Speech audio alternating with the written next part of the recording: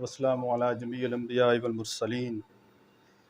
अऊज़ु बिल्लाहि मिनश शैतानिर रजीम। बिस्मिल्लाहिर रहमानिर रहीम। युरीदूना अन युत्फ़िऊ नूरल्लाहि बिअफ़वाहिहिम व यअबल्लाहु इल्ला अन युतिम्मा लहू बिल हुदा व दीनिल हक़्क़ि लियुज़हिरहु अलद्दीनि कुल्लिहि वलौ करिहल मुशरिकून। रब्बि इश्रह ली सदरी व यस्सिर ली अमरी वहलुल उक़दतम मिन लिसानी यफ़क़हू क़ौली। रब्बि अऊज़ु बिका मिन हमाज़ातिश शयातीन व अऊज़ु बिका रब्बि अन यहज़ुरून। अल्लाह के नाम से जो बड़ा मेहरबान नहायत रहम फरमाने वाला है। ये लोग चाहते हैं कि अल्लाह की रोशनी को अपनी फूंकों से बुझा देंगे, मगर अल्लाह अपनी रोशनी को मुकम्मल किए बग़ैर मानने वाला नहीं है, ख़्वाह ये काफ़िरों को कितना ही नागवार क्यों ना गुज़रे।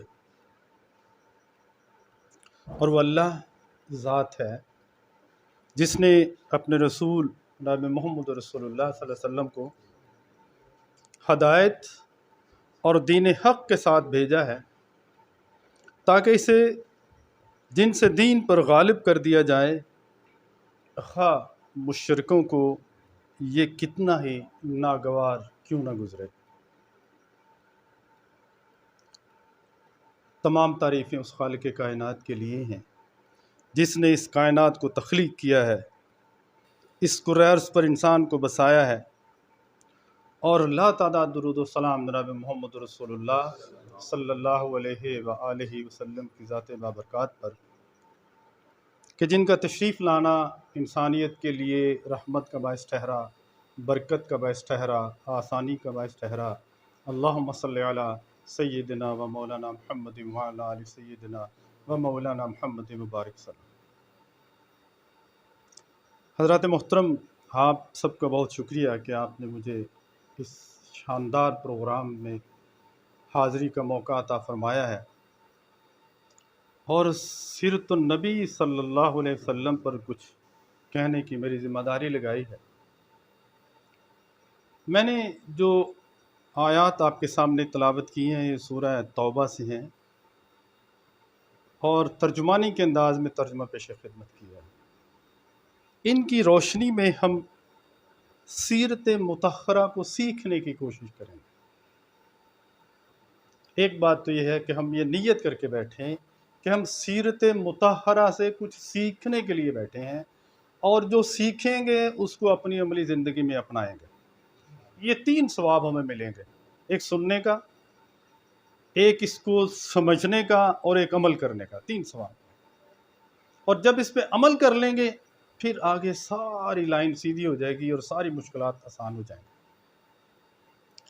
ये जो पहली आयत है ना जी, ये जो मौजूदा दौर है इस पर भी इसको मुंतबिक करें तो बिल्कुल फिट है। 1500 साल पहले चले जाएं तो फिर भी ये बिल्कुल फिट थी और आने वाले दिनों में भी रहेगी। देखिए, ये लोग चाहते हैं, इरादा करते हैं, युरीदूना अन युत्फ़िऊ नूरल्लाहि बिअफ़वाहिहिम, कि अल्लाह इतनी कुव्वतों वाला है। बज़ाहिर जो तमसील अल्लाह ने दी है वो ये चाहते हैं कि अल्लाह ने जो शमा जलाई है उसको ये अपनी फूंकों से बुझा देंगे। मुराद इससे ये है कि अल्लाह जिस दीन को गालिब करना चाह रहा है, जो दीन इंसानियत के लिए पसंद किया है और सैयदना मोहम्मद रसूलुल्लाह सल्लल्लाहु अलैहि वसल्लम के ज़रिए वो इस दुनिया पर नाफिज किया जा रहा है, उसको ये लोग समझते हैं कि हम नहीं नाफिज होने देंगे। मुशरिकीन मक्का भी यही समझते थे, मदीना के जो यहूदी कबाइल थे वो भी यही समझते थे, जजीरा नमाए अरब के करीब करीब के सब लोग यही समझते थे। और सितम बलाए सितम ये है कि आजकल के मुस्लिम हुक्मरान भी यही समझते हैं। 57 इस्लामी ममालिक के हुक्मरान हैं, वो यही समझते हैं कि इस्लाम गालिब नहीं आ सकता। बिल्कुल वही बात है कि अल्लाह का चिराग जो है, वो नूर जो है वो जल रहा है और ये लोग उसको फूंकों से बुझा रहे हैं। इनमें कहाँ कुव्वत है, कहाँ ताकत है। کہاں یہ بجھا سکتے ہیں؟ یہ تو اپنے اپنے تخت کو بچائے بیٹھے ہیں. کیا شہباز شریف، نواز شریف اور عمران خان اور زرداری صاحب اور یہ جتنے 57 اسلامی ممالک کے مسلمان ہیں بشمول یہ جو ہیں محمد بن سلمان، کیا یہ اللہ کے قانون کو چیلنج کر سکتے ہیں؟ اللہ کے چراغ کو پھونکوں سے بجھا سکتے ہیں؟ یہ تو ابو جہل نہیں کر سکا، یہ تو اس کی پوری ٹیم نہیں کر سکی تھی. یہ کیسے کر لیں گے؟ اس لیے پہلی بات تو ہمیں یہ جان لینی چاہیے، مایوسی سے باہر آنا چاہیے کہ آج بھی اسلام کا ہے، آنے والا کل بھی اسلام کا ہے، اور اللہ کا دین غالب ہو کے رہے گا. وہ اس کی شکل کوئی بھی ہو، اللہ کس سے کام لینا چاہتا ہے یہ نہیں پتا. دعا کیا کریں کہ اللہ یہ کام میرے اور آپ سے لے لے. یہ غالب ہو کے رہنا ہے، یہ کوئی قوت اس کو نہیں جٹلا سکتی، نہ اس چراغ کو بجھا سکتی ہے. اچھا اب کرنا کیا ہے؟ کرنے والے کام جو دیکھیے، میں یہ گزارش کروں، ہم پاکستانی ہیں، مسلمان بھی ہیں، سارے عالم اسلام کو بھی جانتے ہیں، اور اس توقع پہ ہیں کہ شاید کہیں سے کوئی مسلمانوں کے لیے کوئی فلاح کی صورت نظر آ جائے. یہ کہیں سے نہیں آنی، آپ سے ہی اٹھنی، آپ لوگوں سے نکل. آج ایک ارادہ کیجئے، جتنا بھی یہ مایوسی کا دور ہے اس کو ہم نے مٹانا ہے. دیکھیے ایک تمثیل کے ساتھ، جس طرح اللہ تعالیٰ نے یہ کہا ہے نا کہ اللہ کے نور کو یہ اپنی پھونکوں سے بجھانا چاہتے ہیں، یہ اسی طرح کی تمثیل ایک عرض کرتا ہوں کہ جتنی مایوسی کے یہ گھٹا ٹوپ اندھیرے ہیں، لوگ مایوس نظر آتے ہیں کہ نہ جانے کیا ہوگا. اس گھٹا ٹوپ اندھیرے میں آپ ایک ننھا سا چراغ جلائیے، لوگوں کو امید دلائیے اس قرآن کے ذریعے. اور یہ سب سے مضبوط دلیل ہے، مضبوط ایک امید ہے، قرآن کی امید. لوگوں کو امید دلائیے، اور جو بھی آپ ننھا سا چراغ جلائیں گے اس کی لو بڑی دور تک جائے گی، بہت دور تک. اس بات کو پلے باندھ لیجیے. یہ اس گھر میں اللہ لا تعداد برکتیں اور رحمتیں نازل کرے. یہ جو آپ نے چراغ جلایا ہے اس کو قائم رکھیں، یہ اس کی لو بڑی دور تک جائے گی. یہ نہ دیکھیں کہ یہ مقام چھوٹا ہے، افراد کم ہے، نہیں، یہ دیکھیں کہ جذبہ کیا ہے، جذبہ کیا ہے، اور اس جذبے کے اندر پیغام کیا ہے. جو چراغ جلاتا ہے وہ لوگوں کو راستہ دکھانا چاہتا ہے، لوگوں کی امیدوں کا مرکز بنتا ہے. ہم نے لوگوں کی امیدوں کا مرکز بننا ہے اور قرآن کو لے کے اٹھنا ہے. اب ذرا آجائیے سیرت محمد رسول اللہ صلی اللہ علیہ وسلم پر. اس وقت بھی مشرکین مکہ کو خوف جو دل میں تھا وہ یہی تھا. آج جو ان کی باقیات اس وقت موجود ہیں، جو اللہ کے دین کا انکار کرنے والے ہیں، ان کے دل میں بھی یہی خوف موجود ہے. کیا؟ دیکھیں، جو سیدنا محمد رسول اللہ صلی اللہ علیہ وسلم نے جو دین ہمیں دیا ہے، جس کی بنیاد رکھی ہے، وہ دو چیزوں پہ رکھی. ایک تو یہ ہے کہ مضبوط دلائل،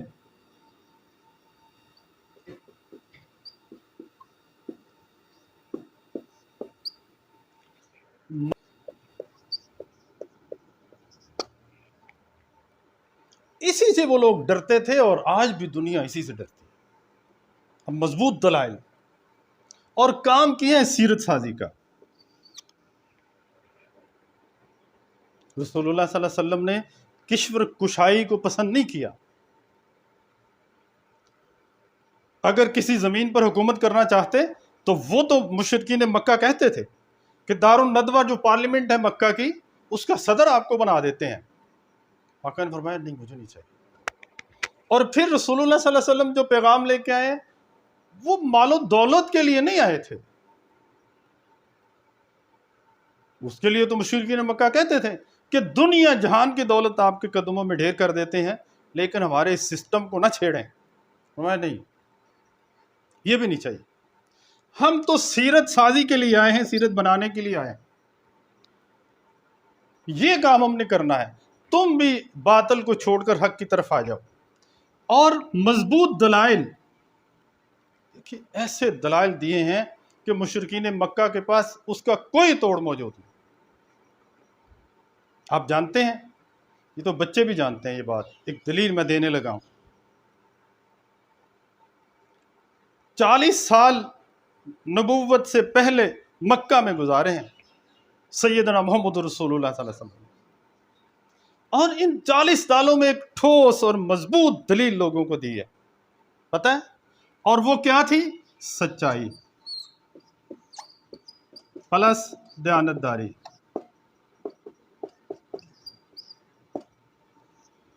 یہ ٹھوس بنیاد دی ہے 40 سالوں میں۔ ابھی نہیں پتا تھا کہ نبوت سے سرفراز ہونے والے ہیں، مشرکین مکہ کو بھی نہیں پتا تھا، آقا علیہ الصلوۃ والسلام کو بھی نہیں پتا۔ اس بنیاد پر اللہ تعالیٰ نے ایک ٹھوس دلائل فراہم کیے ہیں۔ جب نبوت سے سرفراز فرمائے گئے تو اعلان فرما دیا کہ لوگوں یہ بتوں کو چھوڑ دو، یہ باطل نظام کو چھوڑ دو،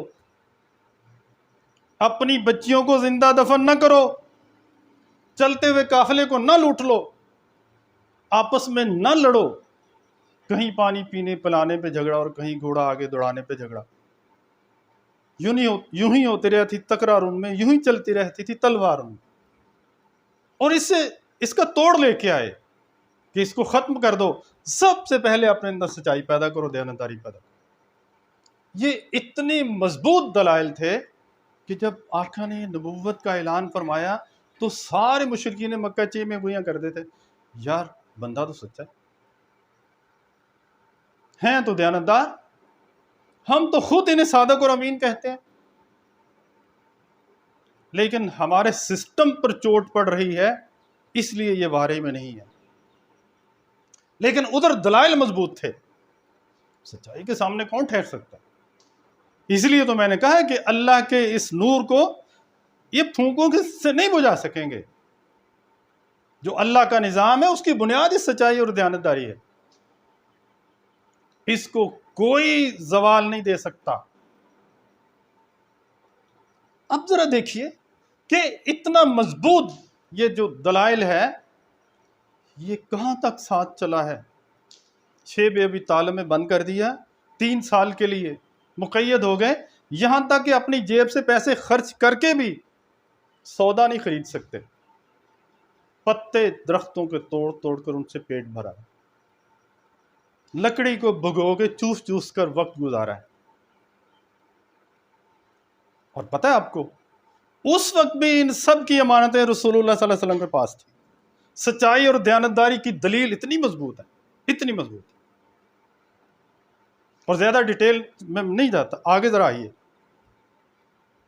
نبوت کے 13 سال ختم ہو گئے ہیں مکہ میں، اللہ کے حکم کے ساتھ یثرب کی طرف ہجرت کر رہے ہیں۔ آپ جانتے ہیں کہ بنو ہاشم کے علاوہ سارے قبائل اپنے ایک ایک 2 افراد کو لے کے رسول اللہ صلی اللہ علیہ وسلم کے گھر کا محاصرہ کر چکے تھے کہ آج بات آر یا پار، نعوذ باللہ آج آقا کو اس دنیا سے رخصت کر دیں گے، یہ شریکے کا نبی وارے میں نہیں ہے۔ تمام قبائل کے نمائندے وہاں پہ موجود تھے کہ زندگی ختم کرنا چاہتے تھے، جان لینے کے در پہ ہوئے تھے، لیکن یہ مضبوط دلیل پتہ ہے آپ کو یہاں پر بھی موجود تھی۔ یہ جو دیانتداری والی دلیل تھی، سچائی والی، وہاں پر بھی موجود تھی۔ رسول اللہ صلی اللہ علیہ وسلم نے حضرت علی سے فرمایا تھا، علی یہ جو لوگ باہر مجھے مارنے کے لیے آئے ہیں نا، ان کی امانتیں پڑی ہوئی ہیں میرے پاس، ذرا تصور کیجئے کہ جان لینے کے لیے آئے ہیں تو ان کی امانتیں آقا کے پاس پڑی ہوئی ہیں۔ دلیل ہے یہ دیانتداری کی مضبوط دلیل۔ اور ادھر دیانتداری اور سچائی، کہا علی یہ امانتیں سویرے واپس کر کے یثرب آ جانا، کسی کا بوجھ ہم پہ نہ رہے۔ اور آقا اللہ کے حکم سے اس پورے مجمع سے نکل گئے، بغیر کسی تکلیف کے. کتنی ٹھوس مضبوط دلیل ہے کہ جان کے دشمن ہیں لیکن ہم مانتے پھر بھی وہیں پر رکھوا رہے ہیں. یہ بنیاد ہے سیرت کی، یہ بنیاد ہے اسلام کی، یہ بنیاد ہے قرآن کی، یہ بنیاد ہے اس نظام کی جس کو پھونکوں سے نہیں بجھایا جا سکتا. کہ دشمن بھی تعریف کرے یار بندہ سچا ہے. اب سیرت مطہرہ کا سب سے اہم پیغام ہمارے لیے یہ ہے کہ ہم اپنے اندر سچائی کی قوت کو پیدا کریں، سچائی کی دلیل کو پیدا کریں، امانت داری کی قوت کو پیدا کریں، امانت داری کی دلیل کو اپنے اندر پیدا کریں، دیانت داری کی قوت کو پیدا کریں، دیانت داری کی دلیل اپنے اندر پیدا کریں. ان دلائل کی بنیاد پر آپ جو دین لے کے اٹھیں گے دنیا کی کوئی طاقت اسے نہیں روک سکتی. لیکن افسوس کی بات ہے نا، ایک بات مجھے تو محراب و ممبر سے شکایت رہتی ہے ہر وقت. ہم سیرت کی کانفرنس کرتے ہیں، سیرت پہ بہت بڑے جلسے کرتے ہیں، سیرت پہ انعامی پروگرام ہوتے ہیں، سیرت پہ جلوس نکلتے ہیں، میلاد کے جلوس نکلتے ہیں، بلا مبالغہ اربوں اور کھربوں روپیہ اس پہ لگ جاتا ہے. سیرت کی اصل دلیل تو سچائی ہے، اصل دلیل تو دیانتداری ہے، اصل بنیاد تو سچائی اور دیانتداری ہے. اور ہمیں افسوس کے ساتھ کہنا پڑتا ہے کہ کسی علاقے میں سے ملاوٹ کے بغیر دودھ نہیں ملتا. کوئی ہے تو مجھے بتائیے. اب تو آٹا ملاوٹ کے بغیر نہیں ملتا، گھی ملاوٹ کے بغیر نہیں ملتا، شہد ملاوٹ کے بغیر نہیں ملتا. دیکھیے کیوں پریشان ہیں ہم. کافروں کا قصور نہیں ہے، یہ محمد رسول اللہ صلی اللہ علیہ وسلم کو ماننے والوں کا قصور ہے. آقا نے فرمایا ومن غش فلیس منا. ایک سند ہے کہ جس نے دھوکے بازی یعنی جس نے ملاوٹ کی وہ ہم میں سے نہیں ہے. اس حدیث پہ کسی کو کوئی شک نہیں، لیکن علماء مساجد میں اس کو بیان نہیں کرتے. من غش فلیس منا، جس نے ملاوٹ کی وہ ہم میں سے ہے ہی نہیں. اب ایک دلیل یہ ہے کہ اسلام میں داخل ہونا ہے، لا الہ الا اللہ محمد رسول اللہ پڑھو، اسلام میں داخل ہو گئے. اب خارج ہونے کی اب اس کا کوئی سرٹیفکیٹ تو نہیں ملا. جو مسلمان ہوا ہے اس کے پاس کوئی کلمہ پڑھ کے مسلمان ہونے کا سرٹیفکیٹ نہیں ہے.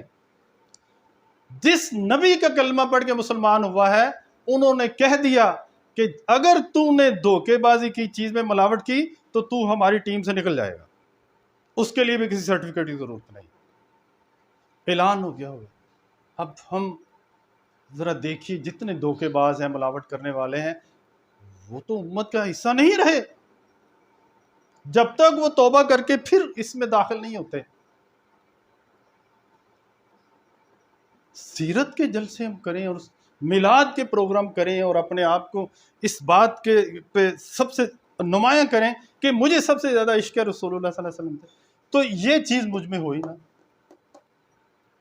سچائی اور دیانتداری سرے سے ہے ہی، کوئی عشق نہیں ہے، وہ کوئی محبت نہیں ہے. کیوں؟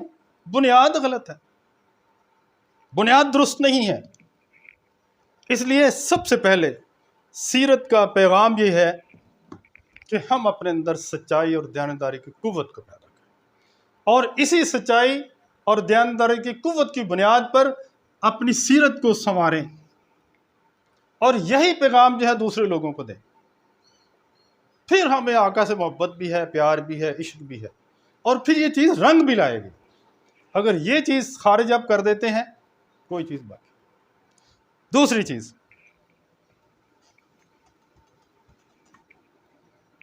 سیرت سازی کی بنیاد پر ہی مضبوط دلائل دیے ہیں، لیکن ایک اور چیز آقا نے دی ہے اور وہ ہے جذبہ اخوت.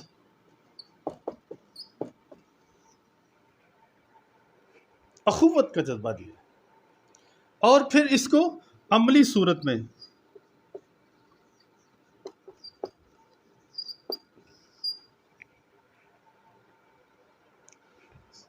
سچائی اور دیانتداری کے مضبوط دلائل کی بنیاد پر سیرت سازی کی گئی ہے، اور پھر مسلمانوں کے اندر ایک اخوت کا جذبہ پیدا کیا گیا.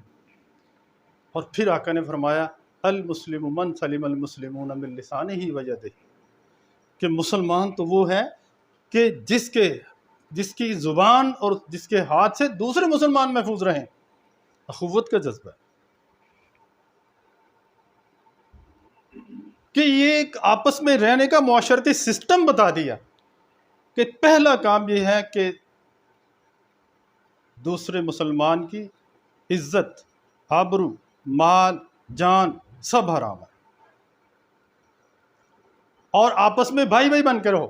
سورہ حجرات میں فرمایا فاصلحوا بین اخویکم، اگر کوئی نزاع کا عالم ہے، کہیں کوئی غلطی ہے تو اپنے تعلقات کو درست کر لو، بھائی بھائی بن کے رہو. اخوت کا نظام دیا، اور ایک جذبہ، صرف نظام نہیں، جذبہ، ایک قوت کہ مجھے ایک چیز کی ضرورت ہے. ہمارے اندر آقا کی سیرت وہ جذبہ پیدا کرتی ہے کہ میں اپنی اس ضرورت کو ترک کر دوں، دوسرے اپنے بھائی کی ضرورت پوری کریں. ایثار کیا جائے.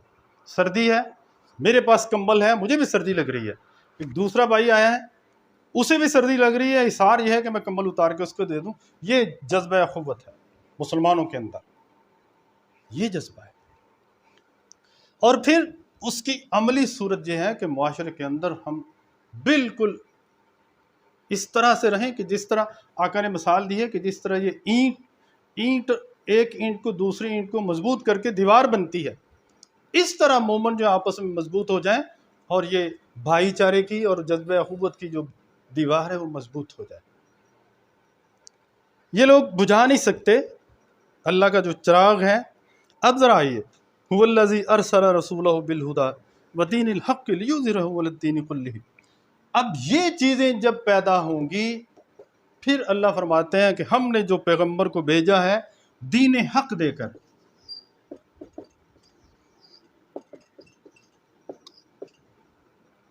یہ ہدایت کے ساتھ ہے.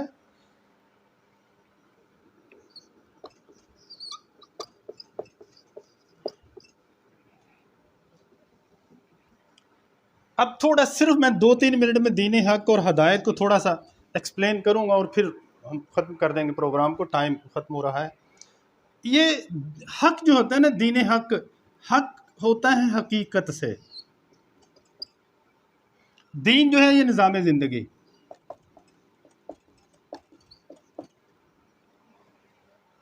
اور ہدایت جو ہے یہ رہنمائی. اب تھوڑا سا مفہوم کو ہم اس طرح سے لیں گے تو اللہ یہ چاہتے ہیں کہ میں جو دین بھیج رہا ہوں یا بھیج چکا ہوں سیدنا محمد رسول اللہ صلی اللہ علیہ وسلم کے ذریعے، وہ حقیقت پر مبنی ہے. اور حقیقت پر مبنی کیا ہے؟ نظام زندگی. کن کے لیے؟ تمام انسانوں کے لیے. جب تک اس حقیقت کو تسلیم نہیں کرتے اور اپنے نظام زندگی کو اس کے مطابق نہیں لے کے آتے تب تک کہیں سے رہنمائی نہیں ملے گی. یہیں سے رہنمائی ملے گی. بس جتنے بھی اور نظام ہیں اسلام کے علاوہ وہ حقیقت پر مبنی نہیں ہیں. اچھا کس لیے؟ سر یہ پھول مٹا دوں آپ کا؟ اچھا چلو اچھا دیکھیے کیوں حقیقت جو ہے دین حق، اس پر چلنے سے ہی کام بنے گا. دیگر نظام ہے جو زندگی ہے بس ٹھیک ہے ان پر چلنے سے کام نہیں چلے گا. اس کی وجہ کہ جو دین حق ہے یعنی یہ والا نظام زندگی یہ دیا ہے اللہ نے، اور اللہ ہے خالق. خالق نے اپنا دین پیدا کیا مخلوق کے لیے، اور دیگر نظام ہے زندگی جو ہے یہ بنایا ہے مخلوق کے.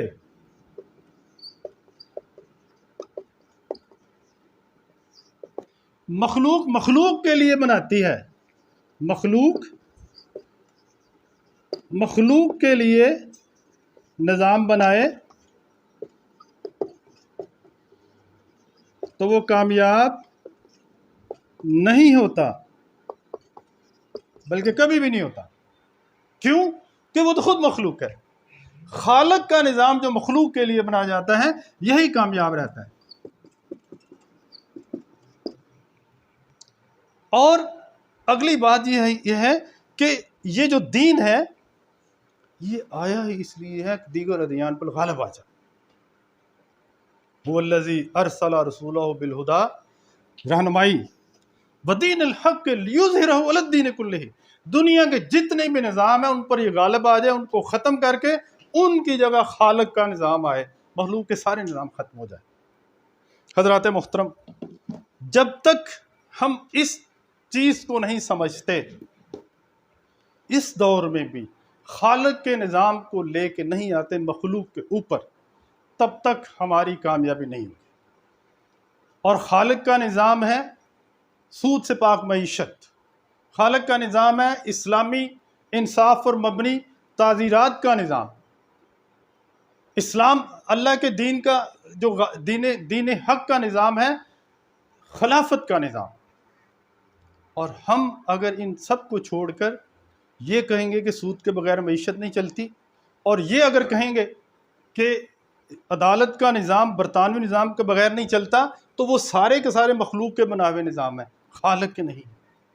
ہمیں پلٹنا ہے، خالق کے نظام کی طرف آنا ہے، اور مضبوط دلائل، سچائی اور دیانتداری کو اپنانا ہے. پھر لوگوں کو سچائی اور دیانتداری کی طرف لے کے آنا ہے، اور اللہ جو خالق ہے اس کے نظام کو اس کی مخلوق پر غالب کرنا ہے. سبحان ربک رب العزت عما یصفون، السلام علی المرسلین والحمد للہ.